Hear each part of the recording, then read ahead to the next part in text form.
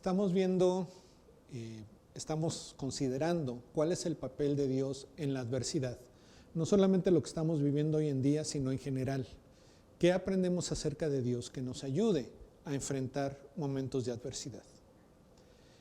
Recuerden que en los comentarios va a estar un enlace para el material para los niños. También hay un enlace a una forma donde si quieren hacer alguna pregunta para saber más, si quieren contactarse con nosotros, ahí lo van a tener. Bien, estamos viendo ya o esperanzados de que pronto termine la cuarentena. Se está hablando de una fecha, algunos dicen que sí va a ser esa fecha, otros dicen que más adelante, que va a ser escalonado, pero estamos viendo como que ya vamos a salir de este estado, de esta fase, donde tenemos que permanecer en casa, que por cierto es muy buena recomendación, en tanto que se pueda permanezcan en casa. Pero desde un tiempo se ha venido diciendo que una vez que termine esta preocupación por la cuestión de la salud, hay una preocupación por la cuestión de la economía y muchas familias ya han sido afectadas por eso. Hay personas que están preocupadas porque ya anticipan que en los meses que están por venir, su ingreso no va a ser lo que era antes de este problema del virus. Que incluso durante este tiempo han gastado lo que tenían guardado o han perdido trabajadores o han perdido oportunidades y cuando regresen saben que su ingreso se va a ver afectado. Y hay un cierto nivel de ansiedad de preguntarnos, ¿voy a tener lo necesario para vivir? Y ahí es bueno considerar qué tanto está involucrado Dios en proveer para nosotros lo que necesitamos para vivir. ¿Cómo funciona la provisión de Dios? En una crisis económica, ¿voy a tener lo que necesito?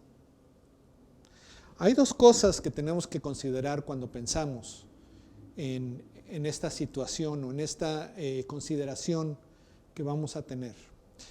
La primera es nuestro sentido de lo que es necesario.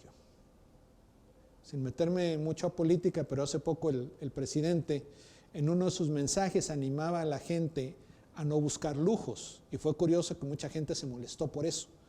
Decían, ¿quién me va a decir a mí lo que puedo o no puedo comprar? Y es cierto, o sea, gracias a Dios tenemos un país libre donde si tú trabajas y generas el dinero y lo quieres gastar como quieras, lo puedes hacer. Pero hay un enfoque ahí que a veces se pierde y es, ¿qué es lo que es realmente necesario para mí? Hace algún tiempo en un curso sobre finanzas, recuerdo que nos hacía el ejemplo, nos presentaba el ejemplo la persona y decía, tú tienes una necesidad de transportarte de tu casa a tu trabajo. Esa es tu necesidad y esa necesidad puede ser satisfecha a través del transporte público. Pero a lo mejor tú quieres darte el gusto de tener una motocicleta o tener un carrito. Y si puedes darte ese gusto, lo puedes tener. Y a lo mejor puedes darte el lujo, si tú así lo quieres, de tener un auto último modelo de una marca muy prestigiosa con todos los botoncitos y todo lo electrónico. Pero eso es un lujo. La necesidad realmente es poder transportarte. Pero a veces le damos el estatus de necesidad a los gustos y a los lujos. Entonces, primeramente tenemos que determinar qué es lo que necesitamos, en qué se basa esta necesidad. ¿Qué pasaría si no se satisface esa necesidad? Y el segundo punto es la imagen que tengas tú de Dios como proveedor. Tenemos diferentes trasfondos de cómo fuimos educados o cuál fue nuestra experiencia en cuanto a la experiencia con Dios o la educación acerca de las cuestiones espirituales de pequeños. Pero en mi caso no sabría decirles bien de dónde surge. Pero mi idea de Dios es que Dios, pero a lo mejor era norteño. Le daba un dolorcito acá cada vez que yo le pedía algo. Y no tenía ese ánimo de darme. Más bien como quería decir, no, Carlos, tú tienes que vivir con poco. Es más, si puedes dedicarte a ser pobre, eso sería lo mejor. No sé de dónde saqué esa idea, pero de alguna manera yo la desarrollé. De que Dios preferiría no darnos cosas. Y hay una parábola que contó Jesús en la Escritura que nos ayuda mucho a entender el papel de Dios en cuanto a la provisión, en cuanto a estos dos aspectos, lo que es nuestra necesidad y cuál es la perspectiva de Dios respecto a darnos. Esa parábola la encontramos en el capítulo 20 del Evangelio de San Mateo. Los versículos del 1 al 16 los vamos a leer en un momento. Pero básicamente Jesús está hablando a las muchedumbres, a la gente que estaba escuchándolo, que quería aprender acerca de él, y les dice, el reino de Dios es semejante a un empresario, una persona que tenía una viña. Y cierto día, cuando era ya el tiempo de la cosecha, este hombre se va a la plaza del pueblo, de la ciudad, como a las 6 de la mañana, a contratar obreros que vayan a trabajar a su viña. Y cuando llega ahí, escoge a unos de ellos y les dice, ve a trabajar a mi viña y yo te voy a pagar un denario. Y el denario era una moneda que era el equivalente a lo que una persona necesitaba para subsistir un día. Y él le dice, tú vete a trabajar a mi viña, son las 6 de la mañana, y al terminar el periodo de trabajo, yo te voy a pagar un denario, yo te voy a dar esta cantidad. Y se van estos obreros que él escogió a trabajar a la viña. Como a las 9 de la mañana, él regresa a este lugar y busca más obreros. Y dice, tú y tú, necesito obreros para mi viña, ¿pueden ir? Sí, podemos ir. Muy bien, vayan para allá y yo les voy a pagar lo que sea justo. Eso lo hace también a las 12 de mediodía, a las 3 de la tarde. A las 5 de la tarde, cuando ya queda solamente una hora de trabajo en lo que era el periodo de labores, este hombre regresa a la plaza del pueblo y ya encuentra que todavía hay hombres ahí que hayan estado todo el día sin trabajar y les dice, ¿y por qué es que ustedes no están trabajando? Y ellos le dicen, es que nadie nos ha contratado. Y entonces este hombre les dice, vayan a trabajar a la viña y yo les voy a pagar lo que es justo. A las 6 de la tarde, cuando termina la jornada de trabajo, este hombre se acerca a su administrador y le dice, es hora de que le pagues a los obreros, pero empieza pagándoles a los que llegaron al último, los que trabajaron solamente una hora. Y cuando estos hombres que trabajaron solamente una hora se acercan a donde estaba el administrador, se sorprenden de que él les da un denario. Y aquellos que estuvieron trabajando desde las 6 de la mañana, cuando ven que los que trabajaron una sola hora reciben un denario, se entusiasman.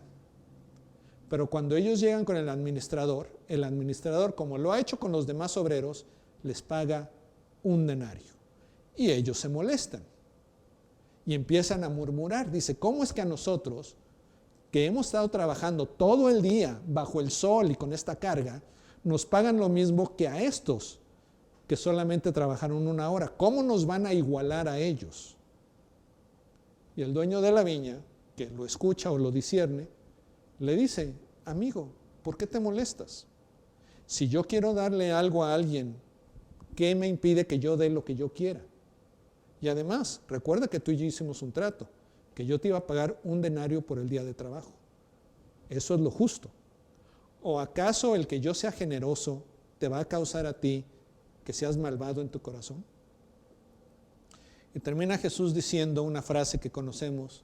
Dice, de la misma manera, los últimos serán los primeros y los primeros serán los últimos. Ahora vamos a analizar un poco esta parábola que contó Jesús. Pueden ir leyendo en la Escritura, en Mateo 20, del 1 al 16. Empieza Jesús hablando, todo esto lo está contando Jesús. Y él dice, porque el reino de los cielos es semejante a un hacendado que salió muy de mañana para contratar obreros para su viña. Y habiendo convenido con los obreros en un denario al día, los envió a su viña. Entonces noten aquí cómo el hacendado hace un trato con estos obreros, y es un trato justo. Como mencioné anteriormente, lo que se estimaba que un jefe de familia necesitaba para proveer las necesidades de su familia por un día, tanto la comida como el techo, como el vestido, otras cosas, con un denario él podía satisfacer las necesidades de su familia. Entonces, al trabajar durante ese día y ganar un denario, tenía asegurado el sustento de su familia para el día siguiente. Y este hacendado contrata un grupo de obreros a las 6 de la mañana para que vayan a la viña. Después dice, salió después como a la hora tercera, que serían como las 9 de la mañana, y vio parados en la plaza a otros que estaban sin trabajo. Hace mucho que no voy, pero hay un lugar aquí en la ciudad de Puebla donde yo recuerdo que había personas que iban y se sentaban ahí y ponían un letrerito. Tenían una caja de herramientas y ponían un letrerito. Uno decía plomero, el otro decía carpintero, el otro decía albañil. Y entonces si tú tenías necesidad de un obrero, tú ibas a ese lugar y ahí, conforme a lo que necesitaras, sabías tú a quién podías contratar. Y así era en este caso, cuando una persona necesitaba trabajo, iba a la plaza del pueblo y ahí se esperaba a que alguien viniera a contratarlo. Y este hombre, el hacendado, pasa a las 9 de la mañana y dice que vio parados en la plaza a otros que estaban sin trabajo y a estos les dijo, vayan también ustedes a la viña y les daré lo que sea justo. Noten que aquí no les dice una cantidad, pero le dice, les voy a dar lo que sea justo. Y ellos fueron, ellos estuvieron de acuerdo con esto que se les está ofreciendo. Este hombre volvió a salir como a la hora sexta, que sería el mediodía, las 12 del día, y a la novena, que serían como las 3 de la tarde, e hizo lo mismo. Y saliendo como a la hora 11, 5 de la tarde, encontró a otros parados y les dijo, ¿por qué han estado aquí parados todo el día sin trabajar? Ellos le dijeron, porque nadie nos ha contratado. No era porque ellos no quisieran trabajar, era que nadie los había contratado, nadie se había preocupado o había tenido la oportunidad de ofrecerles trabajo para poder sostener a su familia al siguiente día. Y el hacendado les dice, vayan también ustedes a la viña.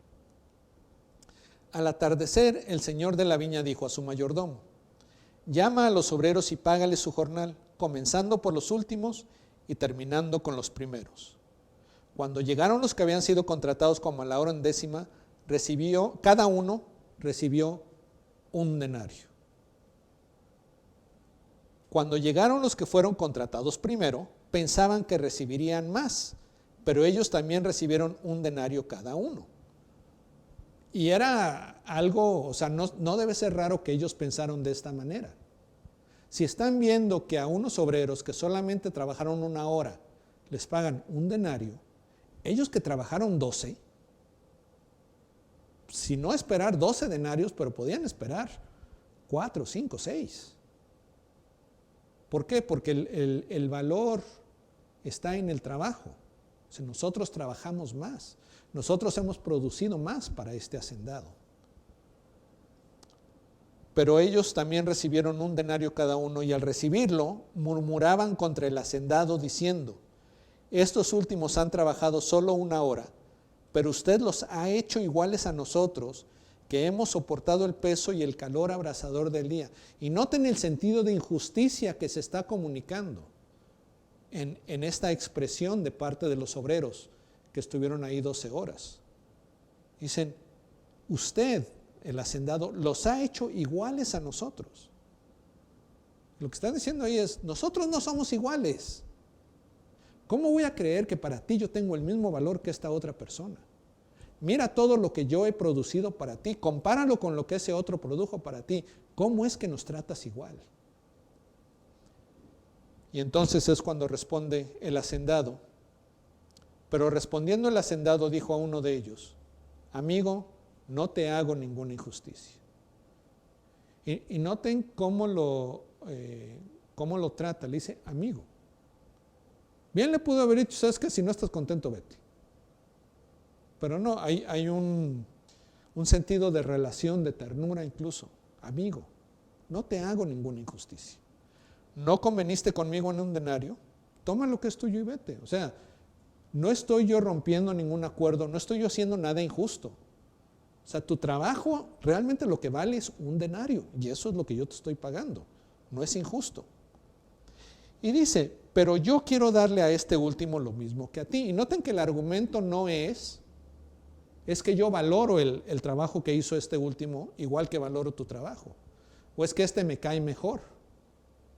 El argumento es, yo quiero darle lo mismo que te estoy dando a ti. Y le dice, ¿no me es lícito hacer lo que quiero con lo que es mío? ¿O es tu ojo malo porque yo soy bueno? O sea, como que le pregunta el hacendado a este hombre, le dice, ¿por qué estás cuestionando cómo uso yo mi dinero? Recuerdo hace tiempo alguien estaba quejándose de cómo la gente fácilmente da dinero a la reconstrucción de Notre Dame, pero que no estaban dando dinero, no me acuerdo qué otras cosas estaban pasando. Los fuegos en el Amazonas. Dice, la gente no debería estarle dando dinero, los millonarios no deberían estarle dando dinero a la reconstrucción de una iglesia, deberían estar dando dinero a los fuegos en la selva del Amazonas. Y una persona hacía el comentario, dice, es bien bonito decidir qué es lo que otra gente debe hacer con su dinero, pero no nos gusta que nos digan a nosotros qué hacer con nuestro dinero. Y aquí básicamente el hacendado está diciendo, yo puedo hacer con mi dinero, con mis recursos, lo que yo decida. No tengo por qué darle cuentas a esta persona. Y se va a la raíz del punto. Dice, el problema está con tu corazón. O sea, tú estás sintiéndote molesto de que yo soy generoso. ¿Por qué te molesta eso? Y termina Jesús diciendo, así los últimos serán primeros y los primeros últimos. Y no está hablando Jesús acá realmente de un orden de las cosas. Los que han estado en las comidas del puente saben que los primeros son los que se llevan la mejor parte. Los que hacemos la cola hasta atrás. Entonces no está hablando acerca de eso. Está hablando de que la perspectiva de Dios, la economía de Dios, es al revés de lo que por lo general pensamos nosotros. Cuando nosotros le damos valor al trabajo y queremos ser recompensados en base al valor que nosotros le damos a nuestro trabajo, Dios dice, ¿sabes qué? Yo no lo veo así. ¿Cómo es que lo ve Dios? Primeramente, Dios nos da porque Él quiere dar. Recordemos que Dios es el Señor. Él es el dueño de todo lo que existe. Él está por sobre toda autoridad, por sobre todo sistema. No hay nadie que le pueda reclamar a Él o le pueda decir a Él, tú tienes que hacerlo de esta manera, tienes que comportarte de esta manera o tienes que repartir las cosas de esta manera. Nadie le puede reclamar a Dios, porque Él, y no es que Él haga las reglas, es que Él es el estándar en base al cual todas las reglas fluyen. Por lo tanto, Él no necesita someterse porque las reglas reflejan su carácter. Y por otra parte, el carácter de Dios es que Él es generoso, que se deleita en dar. Cuando tú lees las Escrituras y ves la relación que Dios tiene con personas o con grupos de personas, siempre es muy generosa. Nuevamente, de las ideas equivocadas que muchos formamos en nuestra impresión de Dios, es que Dios nada más está esperando a que la reguemos para castigarnos. Y lo que vemos en la Escritura es que no solamente Dios continuamente perdona y restaura a personas a una relación correcta con Él, sino que además continuamente les está dando todo lo que ellos necesitan. Dios se goza en dar. Su carácter es generoso, es benevolente. Él no se quiere guardar las cosas, Él da, porque Él así es. Y por otra parte, déjenme primero decir, Dios nos da lo que necesitamos. ¿Okay? Dios te va a dar todo lo que es necesario para ti, pero hay dos cosas que debemos entender. La primera es que lo que Dios nos da no es acorde a nuestros méritos. Tú no le puedes reclamar a Dios que en base a lo que tú has hecho por Él o por otras personas, Él tiene que darte lo que le estás pidiendo. Cuando Dios nos da, como vimos en la parábola, no es porque nos lo hayamos ganado, es porque Él quiere dar. Él toma la decisión de dar. Y Él da de acuerdo a nuestra necesidad. Él le da un denario a los hombres que solo trabajaron 1 hora porque su necesidad es un denario. La necesidad que ellos tienen es mantener a su familia por un día. Y es lo que el hacendado, que representa al Señor de los cielos, perdón, piensan en otra cosa cuando digo eso, que representa al Señor, da lo que es necesario, pero lo que necesitamos que entender es que Dios nos da todo lo necesario para que se cumplan sus designios en nuestra vida. El problema que tenemos es cuando pensamos o nos imaginamos o determinamos cuáles son las necesidades en nuestra vida. Y como les había dicho anteriormente, tendemos a pensar que lo que son realmente gustos y lujos son necesidades. Y hasta casi decimos, es que si no tengo esto, ¿cómo voy a vivir? Puede ser un carro, puede ser cierto tipo de casa, puede ser cierto tipo de comida, pueden ser cierto tipo de vacaciones, pueden ser títulos universitarios, son varias cosas que decimos, es que si no tengo esto, no sé cómo le voy a hacer para vivir. Y la realidad es que Dios cuida de nosotros, Dios provee para nosotros lo que necesitamos, pero lo que necesitamos para que se cumpla su voluntad en nuestra vida. Y déjenme decirles, Dios es súper generoso. Él no se detiene nada más ahí, sino que nos da muchísimo más de lo que necesitamos. Yo vivo con mucho más de lo que realmente necesito. Y disfruto muchas cosas que yo me asombro y digo, wow, qué bendición es contar con esto. Yo sé que no me lo he ganado. Y yo sé que realmente no lo necesito para vivir, pero Dios me lo da, porque Él es un Dios generoso. Pero el punto es que lo que Dios te haya llamado a hacer, lo que Él te haya creado para hacer, Él te va a dar todo lo necesario.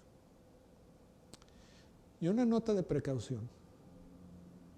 Algunas personas, Dios las crea para jugar ciertos papeles en la historia de la humanidad que no son muy agradables. La semana pasada veíamos la vida de Pablo. Todo lo que él hizo a un lado, cuando Jesús lo llama a seguirle y a proclamar el mensaje del Evangelio, lo que perdió. Y mencionábamos ahí a Esteban. ¿Cuál fue el propósito de la vida de Esteban? Dar testimonio a través del martirio de que Dios ha dado a un Redentor. Y por eso cuando las personas lo están apedreando queriendo matarlo, él se goza de ver a Jesús en los cielos. Y tiene la fortaleza, el carácter, la templanza de pedirle a Dios que perdone a esas personas que lo quieren matar. Dios le da esa fortaleza. Dios le da ese privilegio de ver los cielos abiertos y ver a Jesús en el cielo para soportar ese momento. Y el designio de Dios se cumple. Esteban muere, pero deja un testimonio tremendo, que es parte de la llama que aviva el crecimiento de la iglesia. ¿Por qué a mí Dios me ha dado lo que me ha dado? No te lo sé decir. Lo único que puedo decir es porque Él así lo ha querido. Porque Él se complace en darme todo lo que me da. Y yo reconozco que definitivamente no me lo merezco y es mucho más de lo que yo esperaría. Y esa es la situación de cada uno de nosotros cuando aprendemos a verla. Cuando dejamos de preocuparnos por lo que no tenemos y nos gozamos en lo que ya tenemos, lo que ya Dios nos ha dado. Algunas cosas que saber. Primeramente, Dios es generoso. En el Salmo 84, dice el salmista, porque sol y escudo es el Señor Dios, gracia y gloria da el Señor. Nada bueno niega a los que andan en integridad. Nada bueno niega. Lo que Dios te da siempre es bueno, es para que se cumplan sus designios en ti. Y si Él hay algo que no te está dando, por muy fervientemente que tú se le pidas, por muy bueno que haya sido y crees que te lo mereces, si no te lo das porque no es bueno para ti, es porque ese algo podría desviarte de lo que Dios tiene para tu vida, que es lo máximo a lo que puedes aspirar. El carácter de Dios es que no niega nada bueno a los que andan en integridad, a los que caminan con Él. En Romanos 8:32 nos da esta imagen de la generosidad de Dios. Dice, el que no negó ni a su propio Hijo, sino que lo entregó por todos nosotros, ¿cómo no nos dará también junto con Él todas las cosas? Y noten lo que está diciendo ahí. Ya lo he comentado en otras ocasiones, pero Dios pudo haber diseñado las cosas para que el precio de nuestra salvación, del perdón de nuestros pecados, lo que llevaría el tener una relación personal con Él, donde Él es nuestro Padre y yo soy su Hijo. Él pudo haber escogido cualquier cosa. Él pudo haber escogido los sacrificios de animales como lo hacían los judíos, o pudo haber escogido una serie de rituales religiosos para hacerlo, o pudo haber dicho nomás, ¿saben qué? Ya los perdono a todos y ya. Él lo pudo haber hecho. Pero Él escoge dar lo más que puede dar a su Hijo Jesús, a Él mismo, en la persona de Jesús, por nosotros. Y el apóstol Pablo aquí él dice, si Dios ya te dio a Jesús, si lo entregó por ti, ¿de dónde sacas la idea de que Él no te va a querer dar todo lo demás? Recordando que es todo lo demás conforme a su designio para tu vida. Pero Dios es generoso. Y por otra parte, Dios nos da conforme a nuestra verdadera necesidad. Nuestra necesidad principal como personas, como seres humanos, es conocerlo a Él. Es resolver nuestro problema de pecado para poder tener la relación con Él para la cual fuimos creados. Jesús dice en el Evangelio de Marcos, porque ni aun el Hijo del Hombre vino para ser servido, sino para servir y para dar su vida en rescate por muchos. El Evangelio de Juan, capítulo 3, versículo 16, dice, porque de tal manera amó Dios al mundo, que dio a su Hijo único, para que tuviéramos vida eterna en Él, para que ninguno se pierda, sino que alcancemos esa vida eterna. Dios reconoce que la necesidad principal que tenemos es espiritual. Nuestro tiempo en esta tierra es un viento que sopla y se va. Nuestra eternidad es lo más importante. El nivel de entendimiento, de conciencia que vamos a tener en esa eternidad va a ser mucho más de lo que llegamos a tener acá. Y es mejor invertir en lo que va a ser esa realidad en vez de invertirlo en lo temporal que tenemos ahora. Dios sabe eso y por eso el énfasis que Él pone en que estemos bien espiritualmente primero. Y Él da a su Hijo para el perdón de nuestros pecados y que podamos disfrutar la vida eterna para la cual fuimos creados. Segundo a eso, otra necesidad que tenemos durante nuestra vida en esta tierra es llegar a ser como Jesús. En Efesios 4:13 está hablando Pablo acerca de lo que es la labor de la iglesia, lo que es la labor de los seguidores de Jesús. Y dice que es ayudar a las personas. Dice él en Efesios 4:13, hasta que todos lleguemos a la unidad de la fe y del conocimiento pleno del Hijo de Dios, a la condición de un hombre maduro, a la medida de la estatura de la plenitud de Cristo. Y noten lo que está mencionando ahí. Estas son necesidades que tenemos. No es nada más por darle un gusto a Pablo o a otra persona, o por tener puntos buenos en la iglesia. Es porque en lo profundo de nosotros necesitamos esto. Necesitamos llegar a la unidad de la fe. Necesitamos tener el conocimiento pleno del Hijo de Dios. Es triste que la mayoría de las personas se conforman con un conocimiento muy superficial y muy somero de quién es Jesús y de lo que Jesús significa para su vida actual y futura. Muchos lo ven solo como un personaje histórico bueno, un buen maestro, y ahí lo dejan. Pero conforme lo vas conociendo más, lo vas experimentando en tu vida, te das cuenta de la bendición, de lo asombroso que es poder decir, yo conozco a Jesús. Yo tengo una relación con Dios a través de Cristo. Y es cuando todo lo demás, lo que parece realidad, se vuelve una sombra, comparado con conocer a Jesús. Y por eso dice, a la condición es mejor decir, a la condición de una persona madura. ¿Qué es una persona madura? Cuando tú piensas en una persona con madurez, estamos pensando con alguien que tiene control de sí mismo y que no es afectado por las circunstancias, que toma las decisiones correctas, que tiene las metas correctas. Y a eso es a lo que quiere Dios que llegamos durante nuestro tiempo en esta tierra. ¿Por qué? Porque en la eternidad dice que vamos a llegar a la medida de la estatura de la plenitud de Cristo. En otra parte dice que cuando lo veamos, entonces seremos como Él. Nuestro destino, y esto es algo maravilloso, es algo asombroso, es llegar a ser como Jesús. La más perfecta, completa persona que jamás ha existido. El modelo que todos deberíamos aspirar a llegar. Y en la Escritura Dios nos dice, ese propósito se va a cumplir. Tú llegarás a eso. Pero es un proceso de maduración, y ahí es donde viene todo lo que hemos estado hablando acerca del papel de la adversidad en nuestras vidas. ¿Qué es lo que realmente necesitas? Si te das cuenta, lo que tú crees que necesitas es en base a la idea que te has formado de lo que debería ser tu vida o lo que debería ser tú. Pero te invito a considerar qué es lo que realmente necesitas a la luz del destino eterno que Dios tiene para ti y de lo que Él te creó para hacer en esta vida.